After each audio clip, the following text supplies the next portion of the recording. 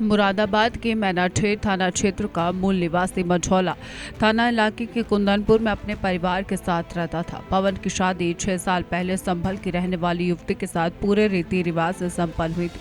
दोनों की 2 साल की एक मासूम बेटी भी है, जिसने पूरे परिवार खुशहाल जिंदगी जी रहा था। लेकिन इस हंसते खेलते परिवार को किसी की काली नजर लग गई। लगभग 2 साल पहले पवन की पत्नी के संबंध रिश्ते में ही लगने वाले पवन के एक भतीजे के साथ हो गए। धीरे धीरे दोनों का यह अवैध रिश्ता गहराता चला गया और समाज की नजरों से छिपकर दोनों एक दूसरे के करीब आते चले गए। अवैध प्रेम संबंधों की भनक जब पति को लगी तो घर में कलह शुरू हुई।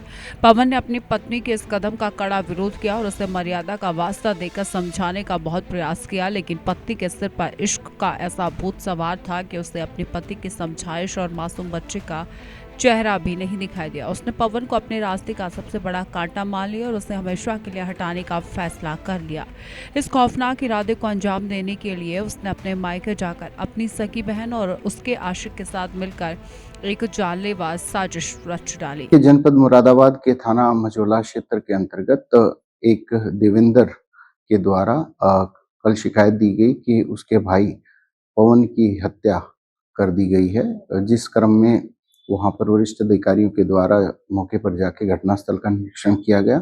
फील्ड यूनिट के द्वारा भी साक्ष्य संकलन की कार्रवाई की गई। पुलिस के द्वारा बड़ी तत्परता से और गहनता से जांच के क्रम में ये तथ्य परिलक्षित हुए कि जो मृतक है उसकी वाइफ आंचल और उसकी आंचल की बहन शिखा, इन दोनों के द्वारा अपने 2 साथियों के साथ में, जिसका नाम एक अंकित और एक अजय है, जिनका क्रमशः आंचल और शिखा से संबंध है, इन चारों के द्वारा मिलकर उक्त पवन की हत्या की गई। पुलिस के द्वारा वादी की तहरीर के आधार पर अभियोग पंजीकृत किया गया है।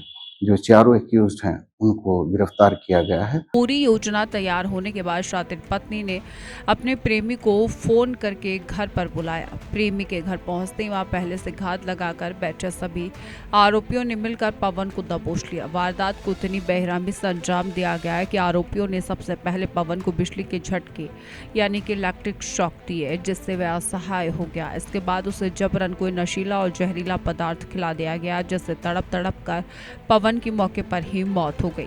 आरोपियों को लगा कि वह इस वारदात को एक सामान्य मौत का रूप देकर कानून की नजरों से आसानी से बच निकलेंगे। घटना की सूचना मिलते ही पुलिस ने शव को कब्जे में लेकर पोस्टमार्टम के लिए भेजा, जिसकी रिपोर्ट ने सबको चौंका दिया। पोस्टमार्टम रिपोर्ट में साफ हुआ कि पवन के शरीर पर बेरहमी से पिटाई के 9 गंभीर निशान थे और उसे जहर दिए जाने की भी पुष्टि हुई।